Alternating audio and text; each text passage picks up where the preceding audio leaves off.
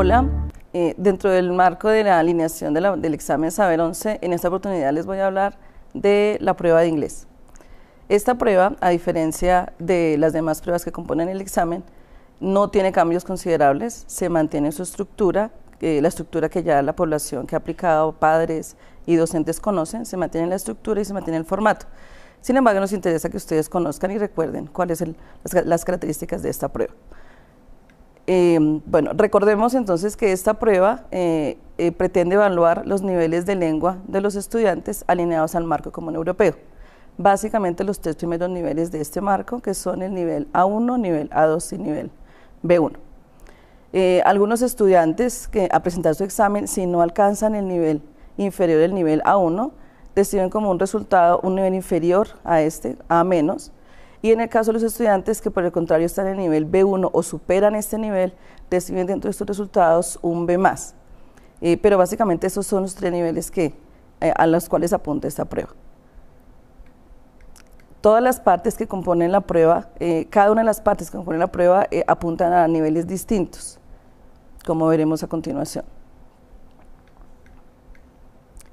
Aquí tenemos la descripción de los tres niveles que mencioné anteriormente. El primer nivel, cuando un estudiante se ubica en el primer nivel, estamos diciendo que ese estudiante maneja un vocabulario sencillo, oraciones y estructuras que atienden a sus necesidades básicas de comunicación, a sus necesidades inmediatas. Enseguida tenemos el nivel A2, en el cual ya el estudiante no solo supera o conoce ese tipo de vocabulario, estructuras básicas, sino que ya puede relacionarse con otros en entornos como compras, como recorrer su entorno, su barrio, su familia.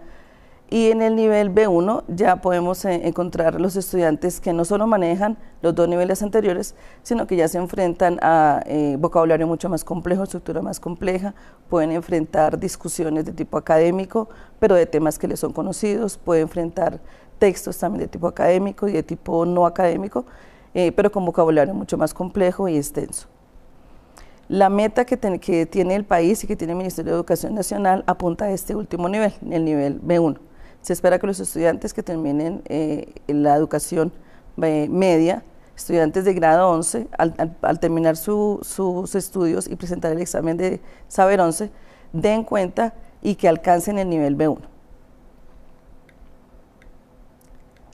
La prueba de inglés sigue manteniendo, como mencioné anteriormente, la estructura, por consiguiente sigue manteniendo un número de preguntas, 45 preguntas.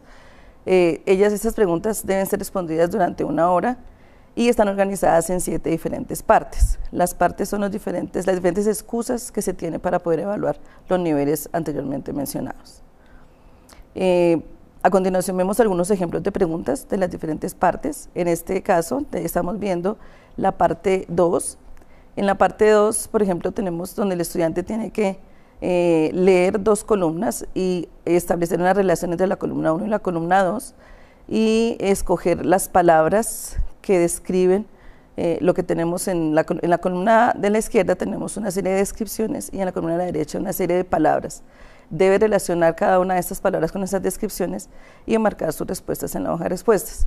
Esta parte se configura como una diferencia frente a lo que los estudiantes encuentran en todas sus demás pruebas, porque en la hoja de respuestas se encuentran 8 opciones de respuesta.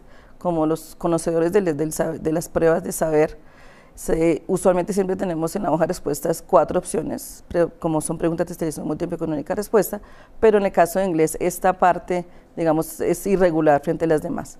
Los estudiantes tienen su hoja de respuestas con sus 8 opciones y deben escoger de esas 8 opciones la correcta. Luego posteriormente tenemos ejemplos de la parte 4. La parte 4 encontramos un texto con espacios en blanco numerados, lo que usualmente en inglés se denomina close. En estos espacios el estudiante debe seleccionar dentro de una serie de opciones cuál es la palabra correcta que llena este espacio. Básicamente aquí estamos evaluando gramática. El estudiante debe hacer la lectura del texto y se espera que dé cuenta de su conocimiento gramatical, pero dentro de un contexto. O sea, no evaluamos la gramática de manera aislada, de manera, digamos, atomizada, sino se espera que el estudiante dé cuenta de su conocimiento gramatical dentro de un contexto. Aquí en la diapositiva estamos viendo el texto con los espacios en blanco. Este texto en particular cuenta con 8 espacios en blanco Y en la siguiente diapositiva encontramos las diferentes opciones que el estudiante encontraría. Entonces encontramos que de la pregunta 16 tiene 3 opciones y a la pregunta 23 también. De esas debe escoger cuál es la opción que llenaría cada uno de los espacios que mostramos anteriormente. Enseguida estamos viendo un ejemplo de la parte 6. La parte 6 también es un texto el cual el estudiante debe leer detenidamente. Podríamos decir que es una de las partes más complejas. Está pensada para evaluar el nivel B1. El estudiante debe leer el texto de principio a fin y luego dar cuenta de su comprensión lectora y básicamente de qué entiende entre líneas dentro del texto. Debe dar cuenta de su comprensión inferencial. ¿Qué puede inferir del texto? ¿Qué le dice el autor? ¿Qué intención tiene el autor? Partes del texto particular tienen algunas intenciones particulares, el estudiante debe dar cuenta de eso.